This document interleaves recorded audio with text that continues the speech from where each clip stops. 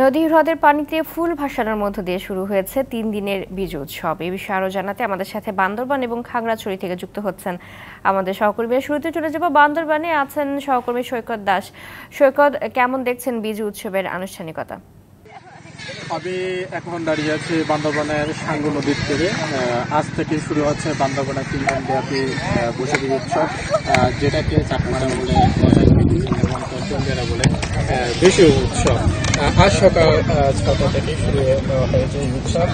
তারা ঐতিহ্যবাহী সামগ্রী এবং চাকমারা ঐতিহ্যবাহী পোশাক পরিধান করে বিভিন্ন রঙের ফুল নিয়ে নদীতে ফুল ভাসাচ্ছেন এবং বিভিন্ন এলাকা থেকে এসে এবং ঐতিহ্য আজকে এই ৩ দিন ব্যাপী আয়োজনে তারা বিভিন্ন ধরনের পাজন তৈরি করবেন। প্রায় ৪৫ থেকে ৫০ রকমের শাকসবজি দিয়ে পাজন তৈরি করবেন এবং এই পাঁচজন তারা বাসা বাসায় গিয়ে খাবেন এবং অনেকটা আনন্দমুখর পরিবেশ বিরাজ করেছে এই দিনে।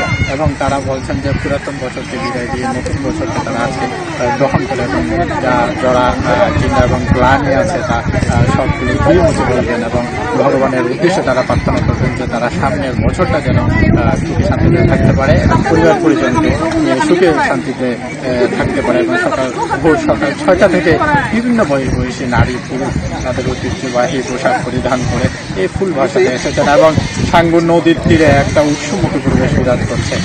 এই ছিল আমার সৈকত দাস, ধন্যবাদ আপনাকে। খাগড়াছড়িতে আছেন আমাদের সহকর্মী সৈকত দেওয়ান। সৈকত, কেমন দেখছেন বীজ উৎসবের আয়োজন? ওয়ালটন ফ্রিজ কিনে অনেকের মতো আপনিও হয়ে যেতে পারেন মিলেনিয়াল। সেরা পণ্যের সেরা অফার। সত্যি আপনাকে বীজ শুভেচ্ছা। আজকে হলো চাকমা সম্প্রদায়ের প্রথম দিন, বীজ উৎসবের প্রথম দিন। আজকে ফুল বীজের এই দিনে এই খাগড়াছড়ি শহরের পাশ দিয়ে বয়ে যাওয়া চেঙ্গি নদীতে শত শত তরুণ তরুণী, শিশু, বৃদ্ধ সবাই মিলে এই নদীতে ফুল দিয়ে মা গঙ্গাকে স্মরণ করতেছে। এই ফুল অর্পণের মধ্য দিয়ে এরা চাচ্ছে অতীতের সুখ দুঃখ গ্লানি এগুলো মুছে আগামীতে যেন এরা সুখ শান্তিতে থাকতে পারে। এছাড়াও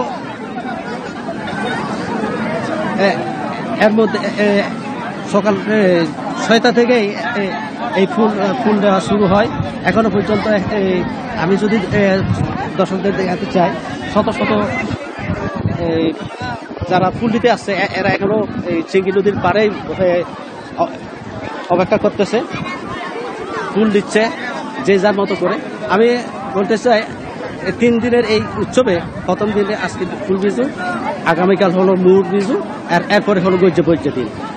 যদি আপনাকে আর একটা বলে রাখি, আসলে এখানে ভিন্ন ভিন্ন সম্প্রদায়, চাকমা, মারমা, ত্রিপুরা, এদের উৎসবটা একই হলেও একটু ভিন্ন দিনপুঞ্জির অনুসরণ অনুযায়ী ভিন্ন ভিন্ন হওয়ার কারণে এটা প্রায় ১ সপ্তাহ ধরে চলে।